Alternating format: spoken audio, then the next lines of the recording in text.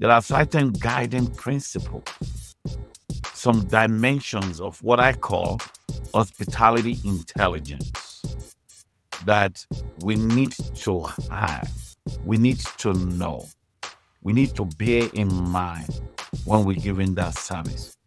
One of them we've already talked about is wonderful acknowledgement.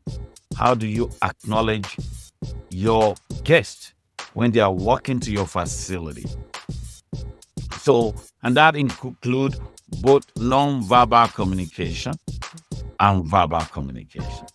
So, do you smile when they approach you? Do you greet when they approach you? All of these seems simple. They seems like common sense. But the question is, how often do our frontline employees do this? That's one. Acknowledgement with smile and greetings.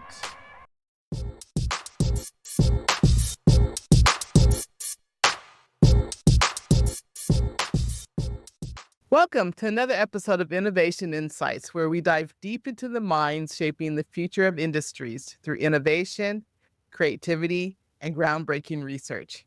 We believe that innovation happens in all aspects of life. I'm your host, Dr. Eulanda Sanders. Today, we are privileged to host Dr. Godwin-Charles Ogbeide, a distinguished strategist, analyst, and expert in hospitality and tourism leadership development. Godwin-Charles is a professor and the visionary leader of the Day Leadership Academy at MSU Denver's School of Hospitality. With a rich career spanning over 30 years, Godwin-Charles brings a wealth of knowledge and experience in hospitality, leadership strategy, and stakeholder engagement. His research interests are broad and influential, encompassing leadership styles, destination marketing, hospitality self-service technology, complaint management, and service recovery, all underpinned by his innovative concept of hospitality intelligence. Godwin-Charles was the director of the White Lodging School of Hospitality and Tourism Management at Purdue University Northwest before his current role. He has also held prestigious positions, such as president of the Central Federation Council on Hotel, Restaurant, and Institutional Education. He has contributed significantly to the field through his leadership and scholarly work. An acclaimed author and dynamic public speaker, Godwin-Charles has published numerous works that have advanced our understanding of the hospitality industry. His commitment to excellence has been recognized with various international and national teaching, research, and innovation awards. Please join me in welcoming Godwin-Charles to the podcast. Godwin-Charles, welcome to the Innovation Insights podcast. It's wonderful to have you here. Thank you. Thank you for the invitation. I'm excited. Well, we've known each other now for like 6-7 years, maybe. Or we more. met- yeah, or more. Yeah, it's been a while now. Yes. Um, I got to know you when I was department chair of a unit that had hospitality and event management. I think we met at, was it the PCMA Actually, conference? we met first at ICRE. Oh yes, that's true. We did. Then We from did. Actually, ICRE, was it PCMA. Central? It was Central Cree, wasn't it? We met at Central Cree. We also met at the Yeah. summer conference. The summer conference. I Yeah. can't remember which one. Yeah. Because Yeah. we hosted the Central ICRE, so I can't remember if it was that first or the summer conference. Yeah, but it's been a while. Yep. Oh, well, thank you for being here. And you've had such a distinguished career. I remember early on in meeting you, you received some high honors from several organizations, including PCMA.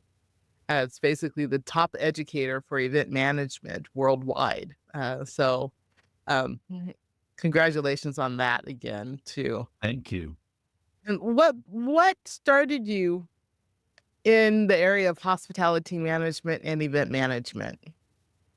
Well, hospitality has always been dear to my heart. I'm very passionate about hospitality. I started with my parents' restaurant business long time ago, and I continue when I was in college.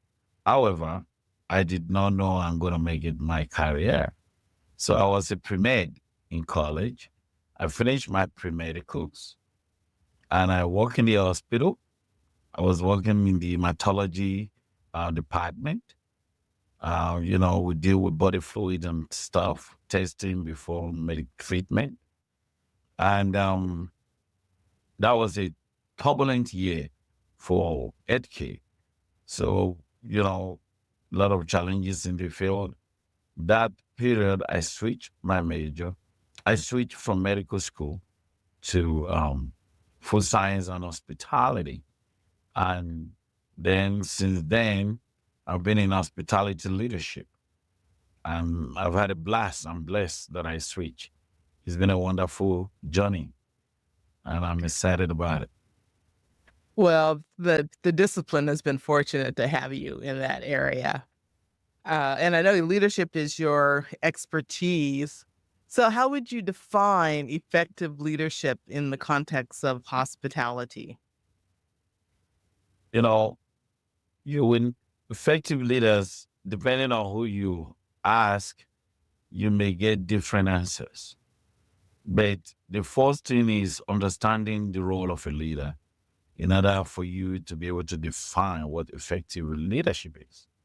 So, a good leader must be able to influence or inspire his or her or their subordinate followers to accomplish a goal.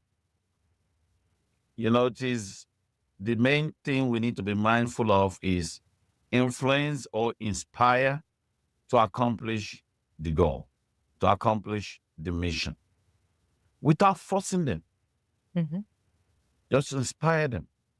Because if you inspire them, it becomes their goal. They are excited about the same goal. You made the organization goals their goal because now they are inspired. They want to get it done. So to me, it seems simple, but yet, due to different personalities, due to different challenges, due to differences in human abilities and behaviors, it becomes a big task. So to be an effective leader, they must be able to inspire their followers to accomplish a particular goal without forcing them to accomplish the goal. Mm. And so, how do leaders inspire? Different ways. You start talking about the hospitality industry. Do you practice what you preach? Are you hospitable to your followers? How do you see them? Do you see them looking mean at all time? Or do you smile as you expect them to smile with their guests? How do you communicate with them? Do you have effective communication skills? Because communication in hospitality is almost everything. When you are in that board meeting, you are communicating, both verbal and non-verbal communication. Our body language speak volume. So when you start with effective communication and then you move from effective communication to building a very good relationship with your subordinate, to to incorporate some element of servant leadership into your leadership skills. You care about your employees. You care about your subordinate. You want the best for them, not just for the company alone. Don't become somebody who is only concerned about the profitability or profit maximization or revenue maximization of his or her or their company. You need to be concerned about the welfare of your employees. If you treat them right, they will deliver for you. If you don't treat them right, the chances of delivering is going to be by force. And remember, we talk about A good, effective leader doesn't force, you inspire. Yes. Yeah, I agree. So if you can inspire them to get the job done, Mhm. inspiration comes from effective communication. Inspiration comes from you listening, active listening to your subordinates, to your followers. Inspiration comes from you building that relationship, even up to a personal level. And then another part that some leaders do or some don't is nurturing that inspiration by letting them know you care. And you can do this by how you deal with them, how you listen, how you provide for them, how you lead by example. So this is where those inspiration comes from. A lot of it have to do with communication, communicating what needs to be done in the appropriate way and manner, training the trainers to do the same, training the middle and entry level managers to do the same, so that that effective communication will move top down, and then active listening bottom up, so that they will feel heard, they will feel that the organization cares about them. Well, I love that communication is the foundation. And I love that you mentioned nonverbal communication. And that's always something that I felt was a really good partnership with hospitality programs that have an apparel program. Because in apparel studies or fashion studies, there's a whole segment on nonverbal communication that scholars are researching and teaching. And so how is that nonverbal communication taught within hospitality programs? That's a good question. I won't speak for many institutions, but I will speak for my institution. And I will speak for myself as a faculty. So I teach a course in career and leadership development. And in that course, I start the course with effective communication in the hospitality and tourism industry. Effective communication. And during this module of effective communication, I made it my responsibility to incorporate verbal and non-verbal communication styles. Yeah. And I turned this to something beyond just communication. I took it to physiology level. And what do I mean by that? You see, and this is something that many people should be very mindful of.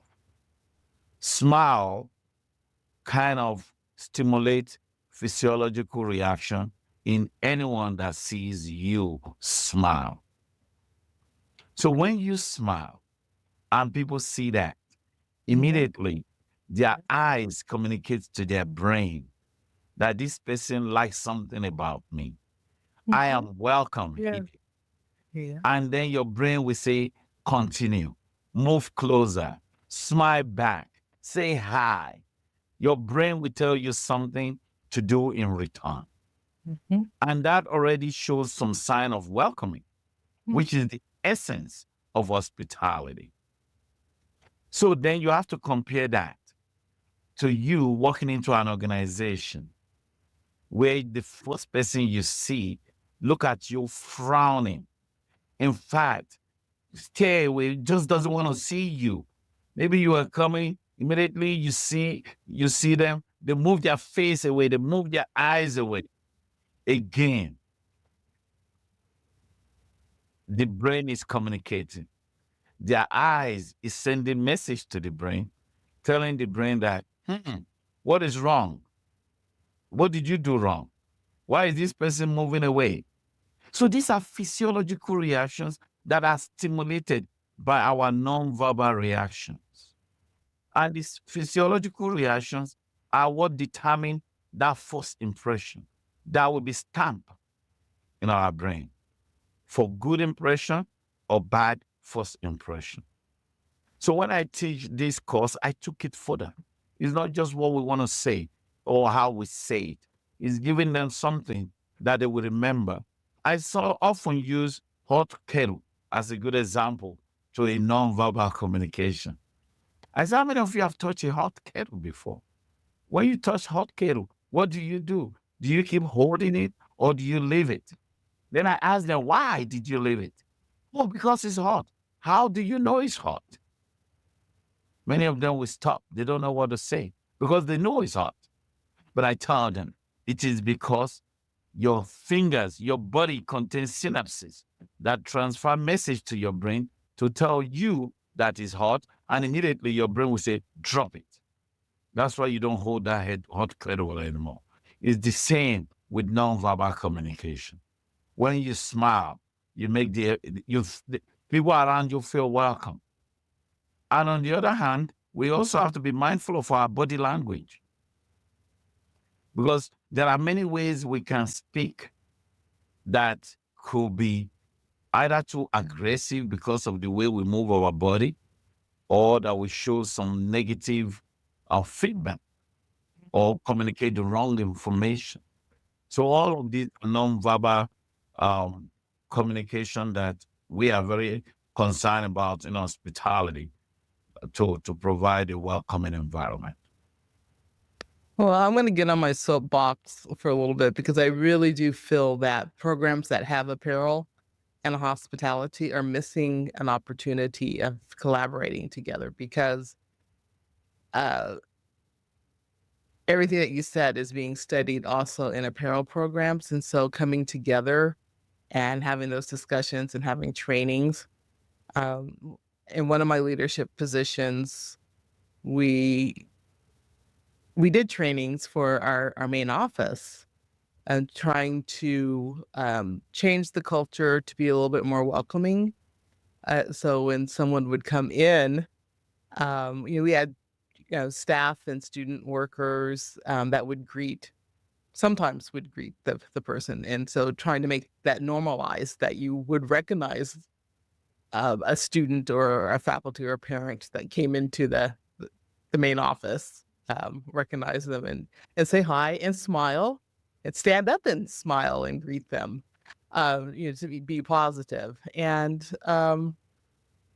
so we did spend quite a bit of time, role playing and trying to work that through to, but I feel like there's just so many opportunities for scholars in both areas to discuss the nonverbal. And I think Yes. sometimes the thought is that, the fashion people are just thinking about the clothing, but we have frameworks and models that are talking about the body, the nonverbal, which includes, smiling, body movements, posture, all of Yes. those things.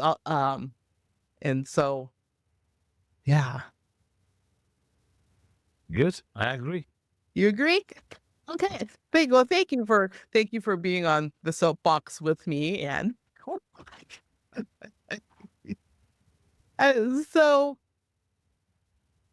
also what you're talking about too leads to service and you mentioned being a servant leader and services within hospitality management. And what is the core of service? Just in the world and leadership and especially hospitality. Yes. Thank you. That's a wonderful question. I've done some workshop on service before many times, and over 3 dozens of workshops. I try to enlighten people about the difference between customer service on one hand and hospitality service on the other hand. If you practice hospitality service the way it's meant to be practiced, to me, I still regard it as the epitome of service worldwide, the highest level of service worldwide. And for you to be able to provide the highest level of service, which is what hospitality is about, there are certain guiding principles, some dimensions of what I call hospitality intelligence that we need to have, we need to know, we need to bear in mind when we're giving that service. One of them we've already talked about is wonderful acknowledgement. How do you acknowledge your guest when they are walking to your facility? So, and that include both non-verbal communication and verbal communication. So, do you smile when they approach you? Do you greet when they approach you? All of these seems simple. They seems like common sense. But the question is, how often do our frontline employees do this? That's one, acknowledgement with smile and greetings. Two, enthusiasm. How enthused are we when we see people walking in? Because your level of enthusiasm could affect your body language. You know, so if you are enthused and somebody is coming in, you will already start smiling. And before they get to where you are, you're already greeting and you are wishing them well and asking how you may help, how you may serve them. You'll be able to give them things that you can offer that they have no clue about because you are enthusiastic about what you're doing and you want them to get the best from your organization. Then you take that further to respecting your guest, regardless of who they are, how they look like, regardless of their nationality, regardless of their race, regardless of their gender, you respect them. Again, with that same smile, this smile is not just for the rich and wealthy or the beautiful, it's for everybody. Thank you. It's for everybody. So you welcome them with respect, and then you move to empathy. We need to show empathy in whatever we do. How empathetic are we? Because all of those affect our service. Imagine a guest complaining to you about his or her or their room. How do you reply? How do you respond? Do you listen actively? Do you show empathy when you listen? Do you respond with the appropriate assertiveness to show the guest that you had him, you had her, you had them, and you are willing to serve them appropriately? That's a perfect example of what we call service recovery in the hospitality industry, when you can take care of your guest complaint with ease. You see, as we're talking about empathy, it's also important to think of kindness. How kind are we to our guests? You see, kindness is beyond giving money or giving food or giving charity. There are so many ways you can be kind without giving tangible things. You can give intangible things. When they come to you for directions, even though you are very busy, were you able to take time off your business and give them the best direction possible? Or you're like, oh, I'm too busy right now. Can you go and see the other person on the other end? These are part of service. And it's a brand. If we can show kindness in the minimum way possible, what kind of service are we giving in our industry? Another major one is gratitude. How often do we show gratitude? Thank you for coming to our facility today. Thank you for telling me about what is wrong with the restroom today. Thank you for telling me about the guests that need help. Thank you for asking that question. You see, you don't show gratitude because something is given to you. You show gratitude because you appreciate people. So if you appreciate, you don't only appreciate with gift, you appreciate with everything that makes your day better. So that's another area, gratitude. All of these dimensions is what it constitute hospitality intelligence. And if you can practice them, you are going to be given the best service possible, not customer service. I love that, and I love the concept of hospitality intelligence. And I know this is one, from your work and your research and practice too. And I am just um, it's just really funny because I record podcasts in batches, um, and over the last 4 podcasts, these themes have come up that you've mentioned: empathy, kindness, gratitude. And none of these individuals are in hospitality that I have had these discussions with.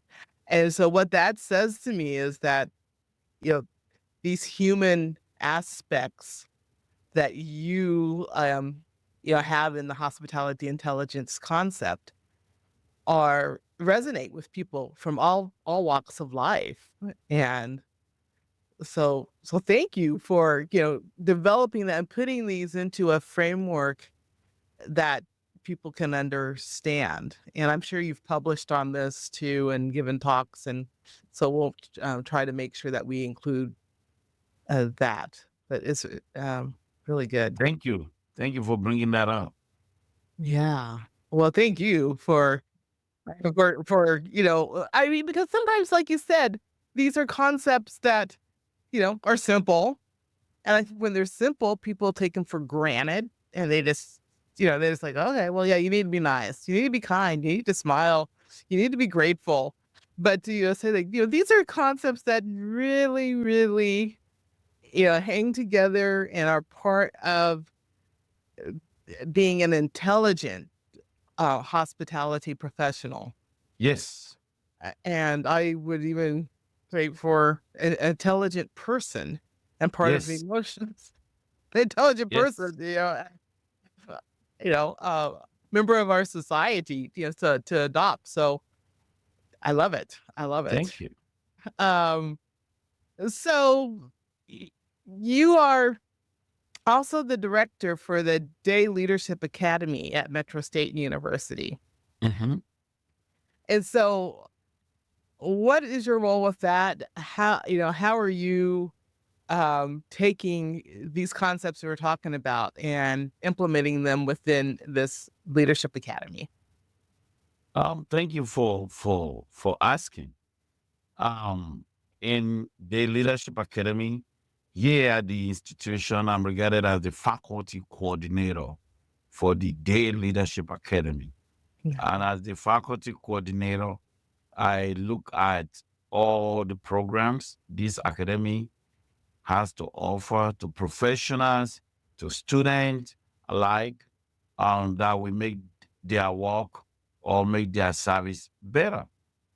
So we, in one of the courses we offered, which is about quality service in hospitality. So quality service in hospitality, I incorporated hospitality intelligence into quality service in hospitality. So the professionals that have gone through this program of quality service, they understand the concept of hospitality intelligence.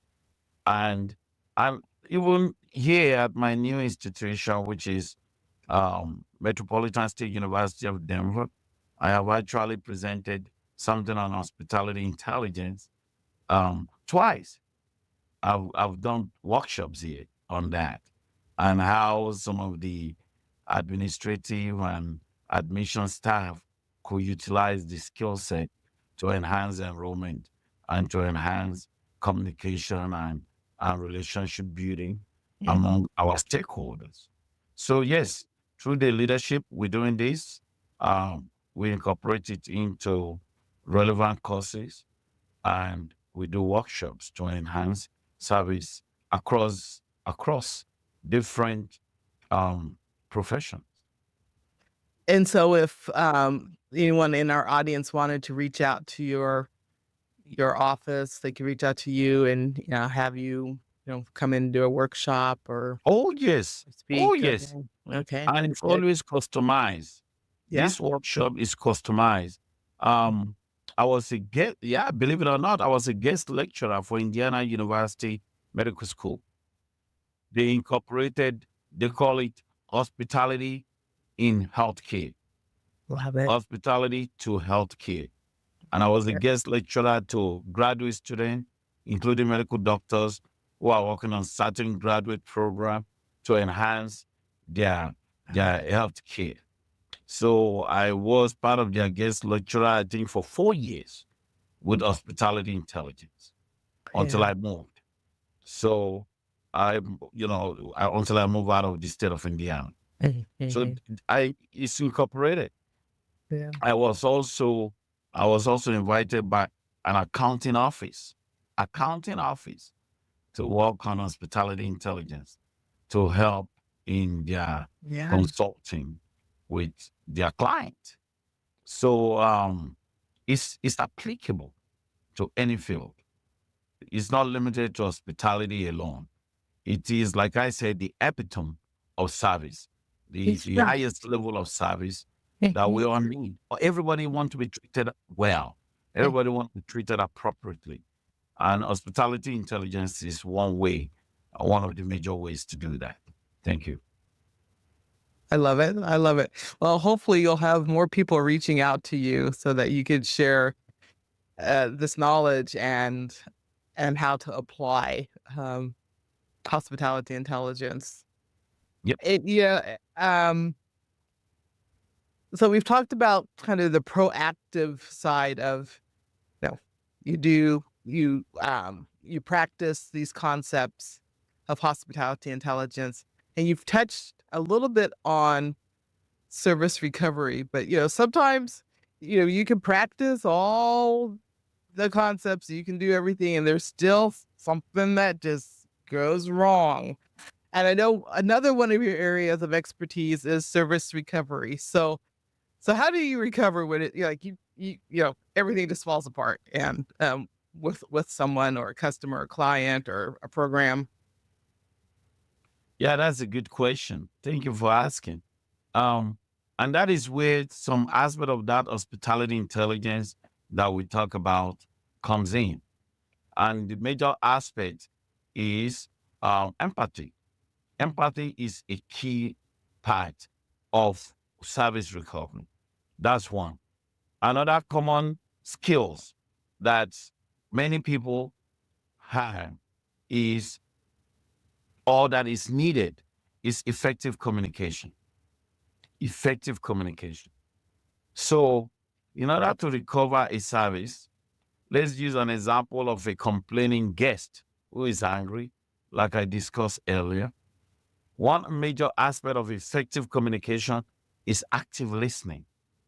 Active listening. You know, some people will tell you they are listening, but in their mind, they are thinking about the color of the clothes you are wearing, or they are thinking about the way your hair looks like, or they are looking at your shoe, or they are admiring something else that would distract them from what you are talking about. That is not effective communication. That is not active listening. So, an active listener, we pay 100% attention to what the client or guest or customer is saying. And as you listen, you discern. Your goal is to understand what they are talking about. And once you understand what they are talking about, now you want to ask good questions that will tell the guest that you are actually listening. So you want to repeat some of the things they said to indicate that you are listening. But before you repeat, please do not interrupt them when they are telling you their problems or, sorry, their concerns. Do not interrupt them. Active listening, you don't interrupt. Then, two, do not argue against what they are saying. Do not try to defend your organization or yourself for whatever they are complaining about. And let me repeat this part. It doesn't matter who is wrong. It doesn't matter if you are wrong, they are wrong, your colleague is wrong, the organization is wrong. No, no, no. It doesn't matter. For a service recovery, active listening first. Listen to everything they are complaining about. Do not argue. Do not defend. Show that you listen by the kind of questions you ask. And then after that, show empathy. How do you want to be treated if that were you? How do you want to be treated?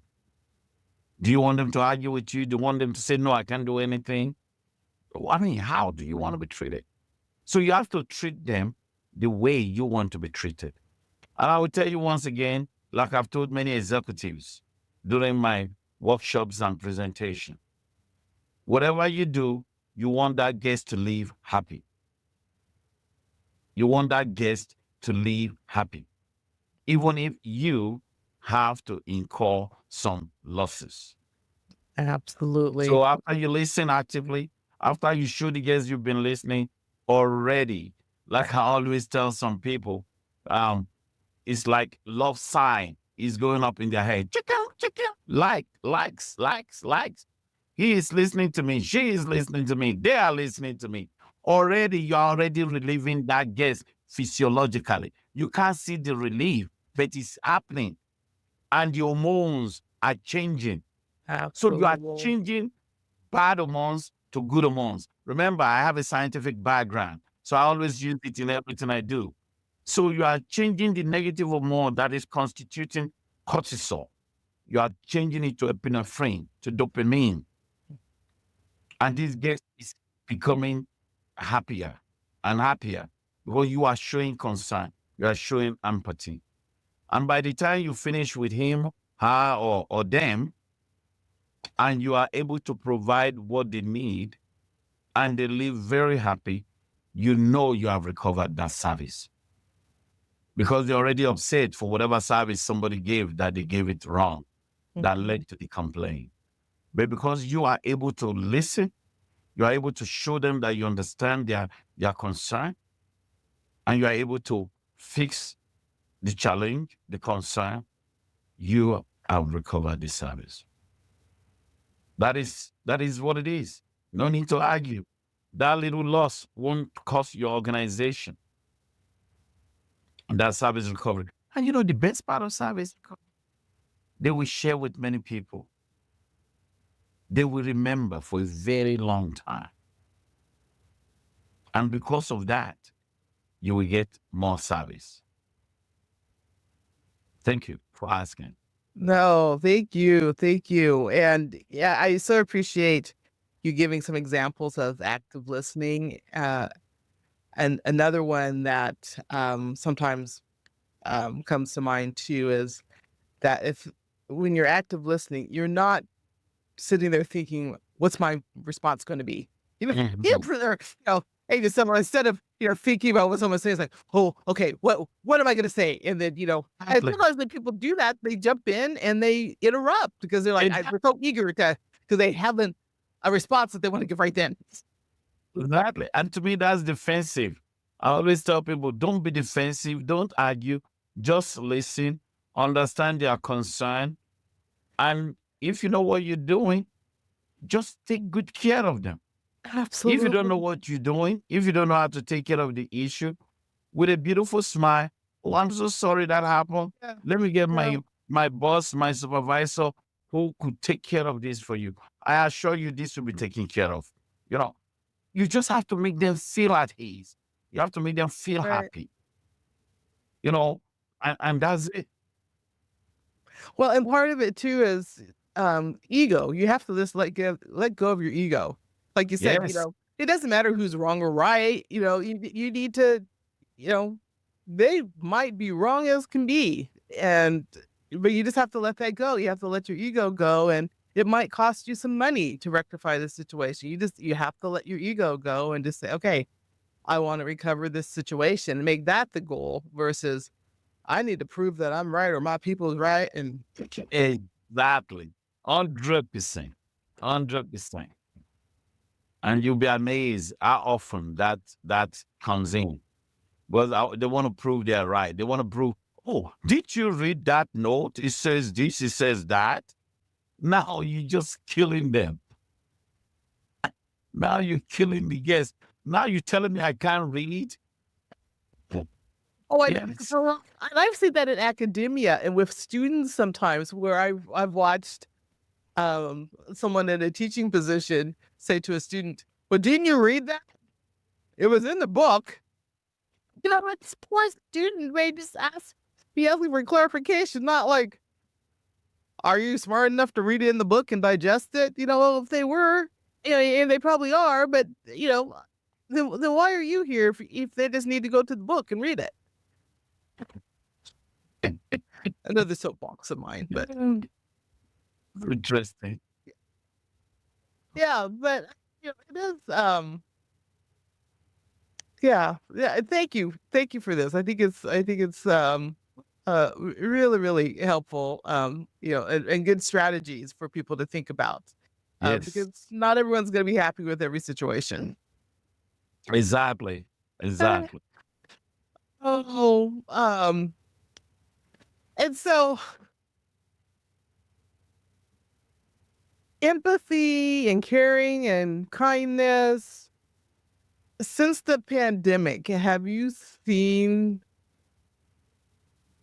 changes in how people are practicing this and then also their tolerance for practicing it? Or I mean, has the pandemic changed how we are being hospitality intelligent?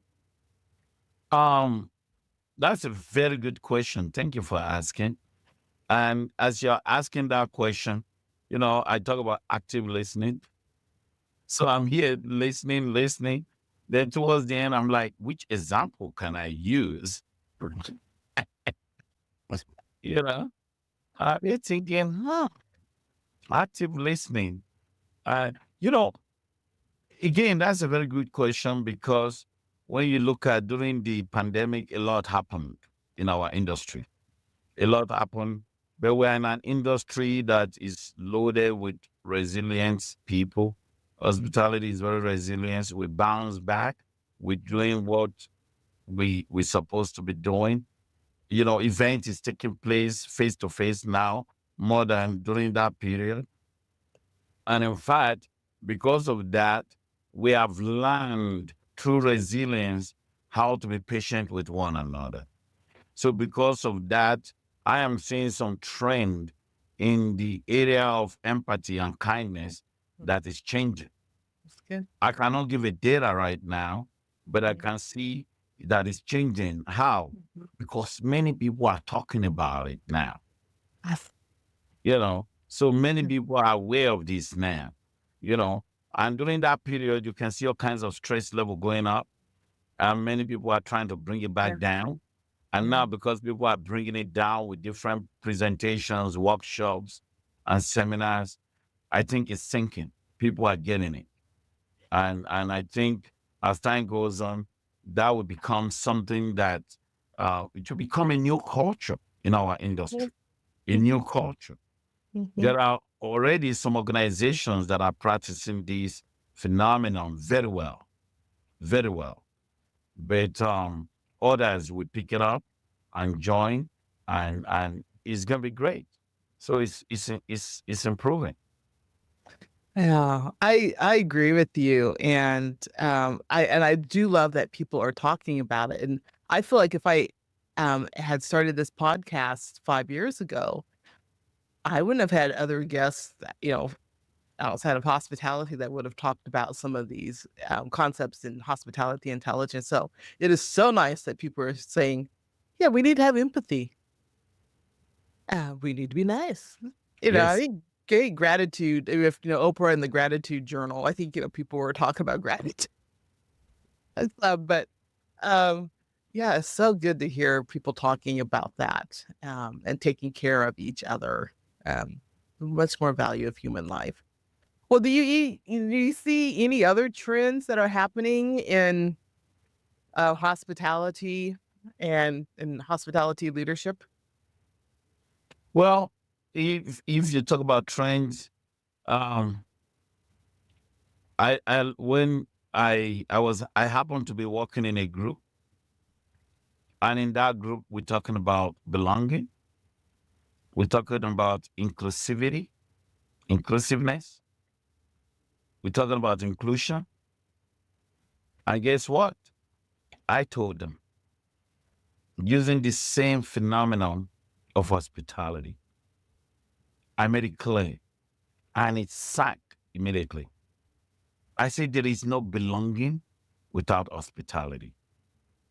There is no inclusion without hospitality. Because with hospitality, you have to be able to welcome everybody to the table. You have to be able to listen to everybody. You have to take that diverse knowledge, diverse input. You have to take it serious with hospitality. Well, that is the nucleus of hospitality. Ability to welcome people, regardless of who they are, regardless of their gender. Your goal is to make everybody happy if you are hospitable. I always tell people when you go to an hotel, when you go to a restaurant, when you go to an event, those are businesses. Hotel is a business, restaurant is a business, but they are hospitality businesses because they require a high dose of hospitality intelligence.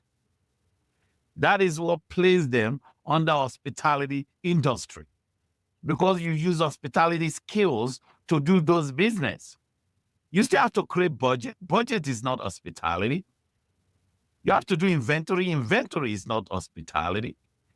Human resources has a little bit of hospitality to it. Marketing is not hospitality. But those businesses are regarded as hospitality business, hospitality industry, because you require a lot of hospitality skills to run those business. That is why there is no belonging without hospitality. There is no inclusion without hospitality. In fact, I will make it clear to you today that people are underestimating the power of hospitality. Many people in the world, they underestimate the power of hospitality. Hospitality is very powerful, which is what led me to creating that concept of hospitality intelligence. How we deal with one another, how we accept one another, how we communicate with one another, how we care, how we respect, how we show kindness and empathy. These are the key component of hospitality. So when you talk about leadership, I remember when I talk to people, I use a phrase, hospitable leader. Hospitable leader is a phrase that I will continue to develop as I go further in my quest. My gospel is hospitality intelligence, which will lead to an hospitable leader. Hospitality intelligence is not restricted to the frontline employees alone. I was a guest speaker at Colorado Hotel and Lodging Association, and I spoke about hospitality intelligence, and I was really talking to them as about hospitable leader. That how hospitable are they? You that you want your subordinate, your frontline employees to give the best service. How hospitable are you? Because if you treat them right, they will treat their guests right. If you treat them with hospitality, they will know more, learn from you, and practice what they see you do. So hospitable leadership is coming up. And to me, that is the future. We need to be seeing all these. There's a lot of relationship between these components, Mhm. phenomenon. Oh, I like it. And I like the term hospitable leader. That's yeah. Have you written that in any publications? I have spoken about it. Yeah. I've Okay. not written it. It's coming up. Okay. Okay. Okay. Okay. Coming up. Well, we'll have you back when you have some publications out on that. But that is such a great concept, and I agree with you. And I feel like every business should be a hospitality business, because you're not going to have a business if you're not being hospitable to people, um, Exactly. regardless of what type of business it is. Exactly. Oh, well, I want to get your definition of innovation. Mm. Wow. Innovation is interesting. I Yep, yep. have I have spoken about innovation before,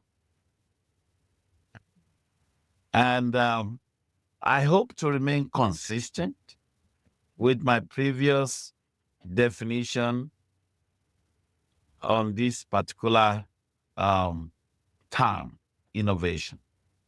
So when I see innovation, I see the creation of something new.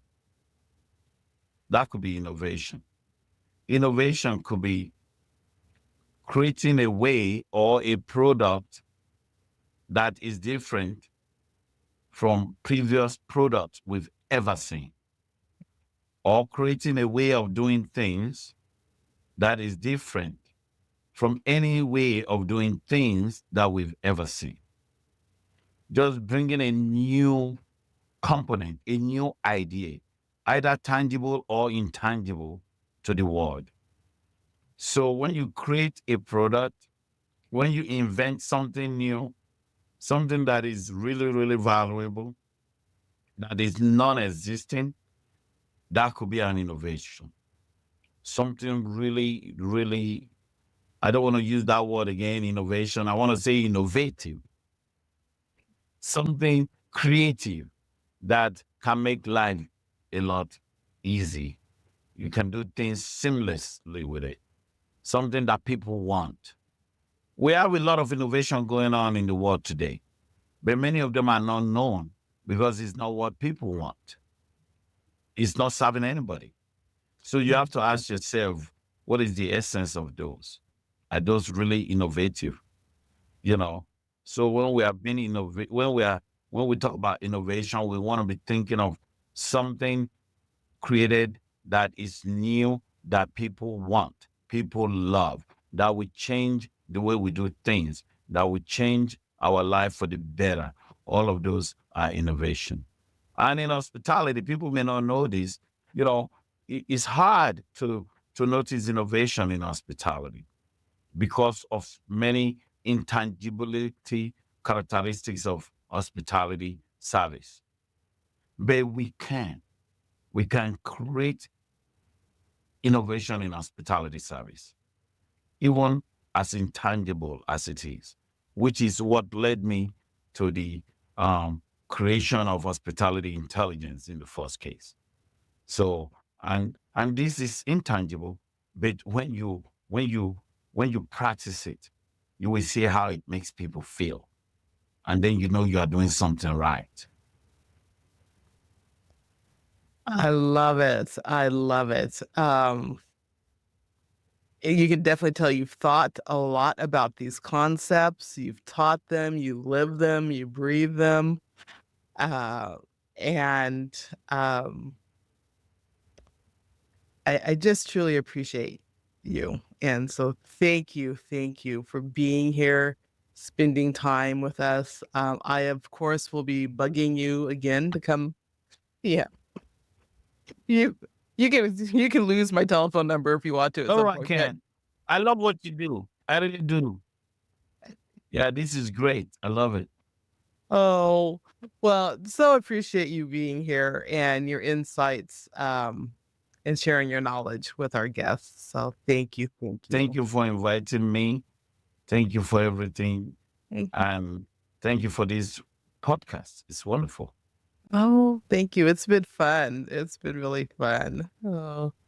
To our guests, please continue to follow Godwin-Charles' work. It is just incredible, and you can hear and see his passion into hospitality intelligence and hospitality leaders. So I challenge you to think about your leadership style, and can you integrate hospitality concepts, especially hospitality intelligence concepts, into your leadership styles. Do not forget to subscribe to our podcast and look for more discussions with innovators such as Godwin-Charles and creative thinkers. So as we sign off, keep innovating, keep dreaming, and keep making a difference.